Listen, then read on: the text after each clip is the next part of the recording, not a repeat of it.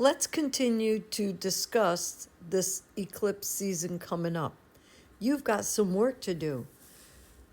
During the solar eclipse, and that will be February 17th, you are to set your intentions. Focus on what your desires are. Plant the seed. How do you do that? You have to go inward and you have to wonder, okay, what is it that I want in the future? And brainstorm.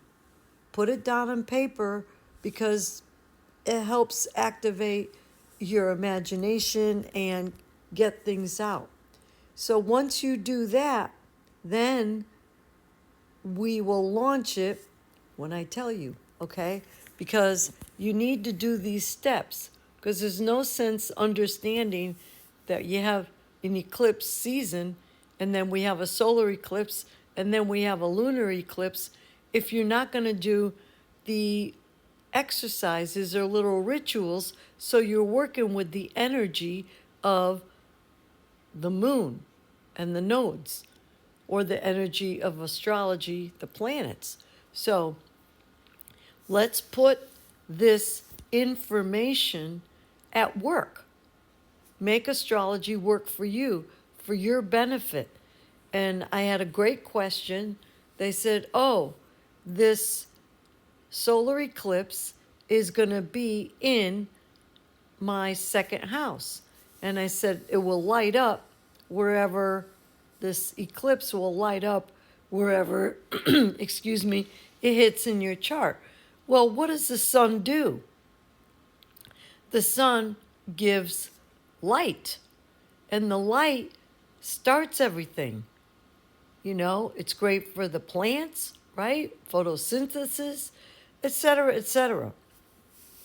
And it's an extroverted energy. It projects out, all right? So where this eclipse is in your natal chart will speak volumes, and that's where the focus is going to be. So you need to look and see, oh, if it's in your fourth house, mine's in my fourth house. That is my home, my family.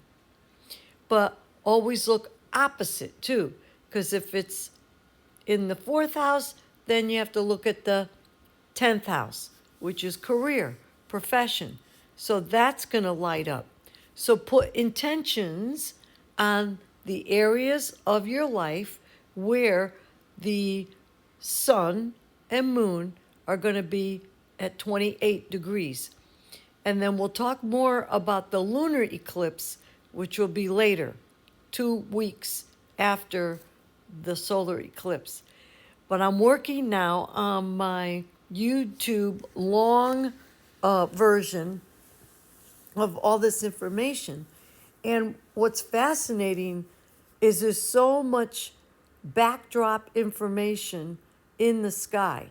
We have a Saturn-Neptune conjunction in Aries, which nobody's ever seen because it happened 6,000 years ago. It's during the Neolithic period. So I have to go into that in detail because we never in astrology just look at one thing, the eclipse, because the eclipse is only one fraction of the stars and planets in the sky, and they all talk to one another. So we don't want to ignore planetary conversations, especially now in this day and age. So if you want more content, long form content, and you want to be educated, then you go on YouTube, Holistic Healing Astrology. It's YouTube at Holistic Healing Astrology. All my social media is the same name, Holistic Healing Astrology. Because you could heal yourself with astrology, mind, body, spirit. Okay? All my love, you guys.